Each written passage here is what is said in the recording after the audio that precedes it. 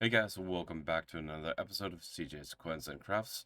Is the next episode in our US Commemorative Series, this one covering the 1936 Cincinnati Musical Center half dollar. Thomas G. Mellish, a coin collector and entrepreneur from Cincinnati, came up with an idea for a commemorative coin that he could control and from which he could profit. Mellish was a prominent businessman who had inherited the Bromwell Wire Company. He formed the Cincinnati Musical Center Commemorative Coin Association and secured the introduction of House Resolution 10264 on January 31st, 1936. This bill would have provided for 15,000 coins to be struck, with 10,000 from the Philadelphia Mint, 2,000 coins from the Denver Mint, and 3,000 coins from the San Francisco Mint. Such a low mintage would have made the Denver minted coin a significant rarity, increasing Mellish's profits. On February 17th, the House Committee on Coinage, Weights, and Measures recommended that the bill be amended to provide for a total of 15,000 coins without dictating at which mint or mints they should be struck. Mellish, through his political influence, was able to retain the provision that the issue be struck, quote, at the mints, end quote, allowing for coinage to be made at all three mints. This marked the last time that a coinage bill would pass Congress in the 1930s with that phrasing. Later issues were limited to a single mint. The bill passed Congress, enacted by signature of President Franklin Roosevelt on March 31st, 1936. The pieces were to honor the 50th anniversary of Cincinnati, Ohio, as a center of music and its contribution to the art of music for the previous 50 years. Mellish engaged Constance Ortmeyer to design the coin. Ortmeyer later remembered, I was recommended by them, someone who came through Cincinnati. They were just looking for someone, so they recommended me. Ortmeyer apparently prepared a design before the bill had even passed Congress, as Mellish wrote to the assistant director of the Mint, Mary Margaret O'Reilly, on April 4th, 1936, that the original design had lacked distinction and artistic merit, and that Ortmeyer would redesign the coin. He wrote again on May 7th, asking if Ortmeyer's new design was satisfactory. The models were submitted to the Commission of Fine Arts, and on May 13th, Chairman Charles Moore wrote to the Mint Director Nellie Taylor Ross withholding his approval. Moore stated in that communication, the design of the obverse of the coin is directly contrary to the expressed purpose of the act. It shows a portrait of Stephen Collins Foster, who had no part whatsoever in the movement which made of Cincinnati a musical center. In fact, he died in New York City 72 years ago, whereas the movement which made Cincinnati a musical center began in 1873, only 63 years ago. This commission is at a loss to connect a 50th anniversary in 1936 with a movement that began in 1873. Nor did the members of this commission connect the name of Stephen Foster with the, quote, art of music. Moore felt that if anyone was to be depicted on the coin, it should be Theodore Thomas, who conducted the Cincinnati May Festival from its beginning in 1873 and in 1878 became director of the Cincinnati College of Music. On May 16th, the Cincinnati Enquirer reported that Thomas would appear on the coin, not Foster. The paper also reported the controversy before the Commission of Fine Arts, that Mellish had traveled to Washington the previous day and had announced that he had no objection to the change.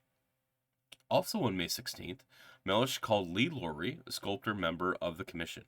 Mellish's notes indicate that Moore's objection was on behalf of Alice Roosevelt Longworth and the Longworth family, who had employed Thomas to lead the May Festival and who wanted Thomas on the coin.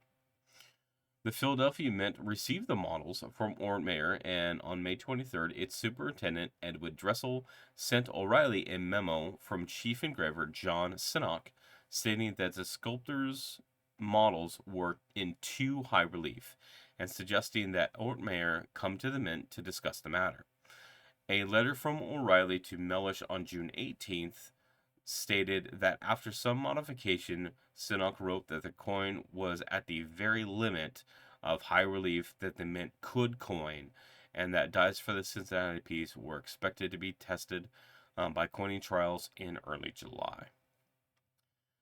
The obverse of the Cincinnati Musical Center $50 displays a bust of Stephen Foster, facing to the right and below it the words Stephen Foster, American Troubadour.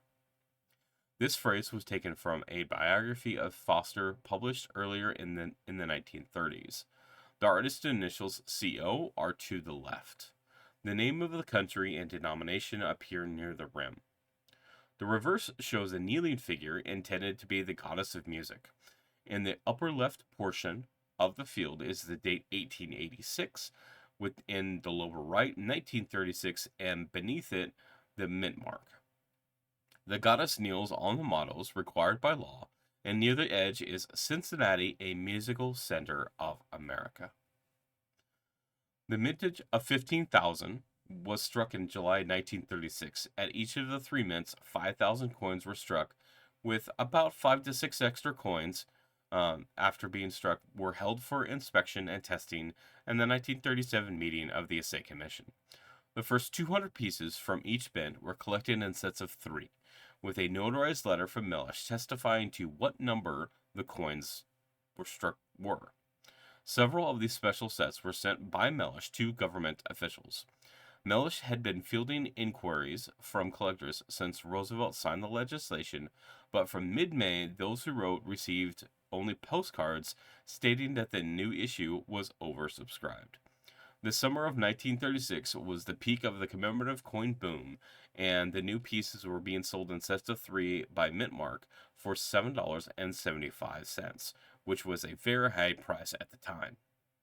Yet few collectors had success in having their orders filled, with most having their payment returned as the coins had supposedly sold out. The set prices quickly jumped to $40, and at this high price, many coins proved to be available. With the success of the issue, Mellish tried to get Congress to authorize a 1937 dated piece, but was not successful. He, though, had managed to get Congress to allow another commemorative under his control, the 1936 Centennial $50. I want to thank you for taking the time to watch this video to learn about the history of this commemorative coin.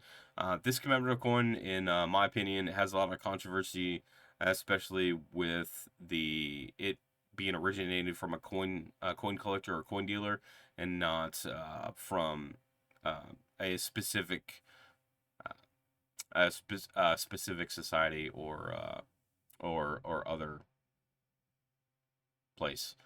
But if you guys like this video, please hit the like button. If you guys are not subscribed, hit that subscribe button and hit that bell to be notified when I upload new videos. Again, thanks for watching. We'll see you on the next one.